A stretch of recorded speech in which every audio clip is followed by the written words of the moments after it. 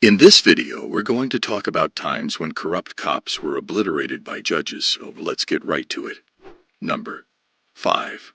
Todd Pate, a former sheriff from Breckinridge County, Kentucky, appeared before Judge Janet Crooker after pleading guilty to various drunk driving offenses.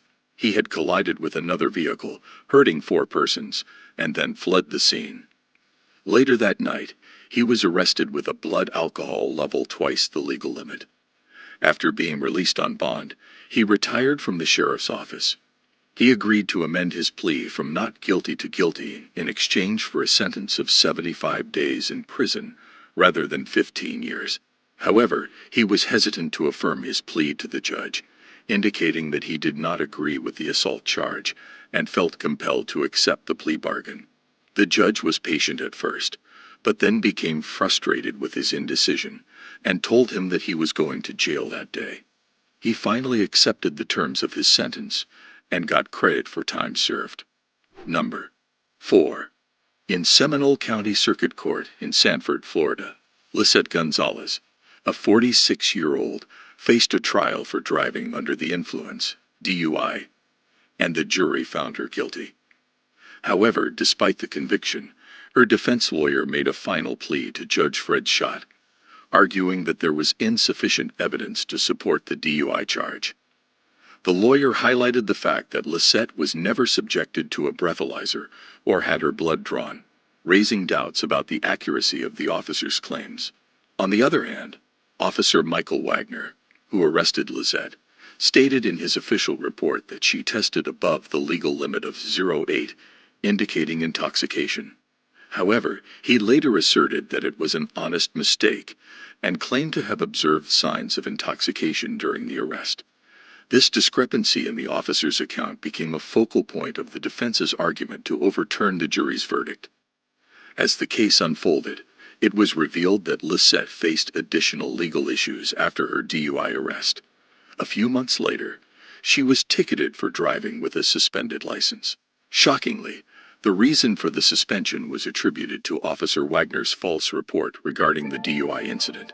This revelation added complexity to the trial and drew the judge's attention to the officer's actions. In response to the officer's dishonesty, the judge expressed strong disapproval and scolded the prosecutor who defended the cop's lies. The judge highlighted the seriousness of a sworn citation being based on false information and subsequently decided to dismiss the charge related to the suspended license.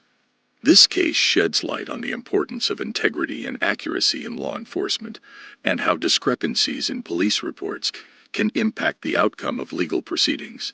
The judge's decision to dismiss the charge further emphasizes the significance of upholding the truth and ensuring fairness in the judicial system. Number 3. Anthony Waller had his first advisory hearing in Denver, Colorado. In a nearby motel, he was accused with false imprisonment and assault. He was restrained with handcuffs, leg irons, and a belly chain. He requested additional information from the judge. Deputy Brady Lovinger then patted his back to direct him to the clerk. Waller questioned the deputy about his actions. The deputy reacted angrily. He grabbed Waller by his belly chain and pushed him into a metal window frame. He carried Waller out of the courtroom with a wound on his head and broken teeth. The judge accused the deputy of using excessive force. The officer was suspended for 30 days, and Waller won $50,000 in compensation from him and the city.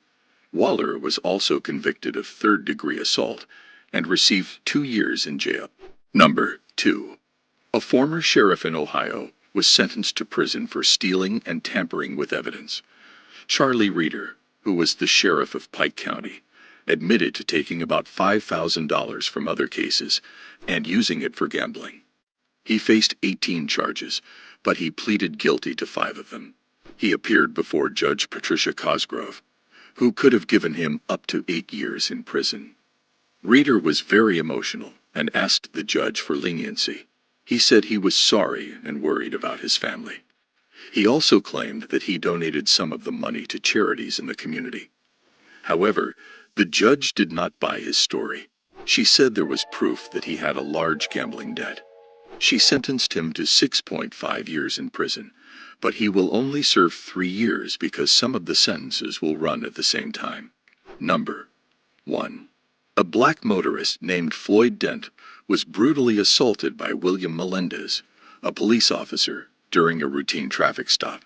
A police dashcam recorded the incident, showing how Melendez and other officers pinned Dent to the ground and punched him in the head repeatedly, 16 times in total. Melendez faced trial and was sentenced by Judge Vonda Evans, whose fiery speech went viral on the internet. She did not mince words and condemned Melendez for his actions, especially since he and his fellow officers mocked Dent's injuries afterwards.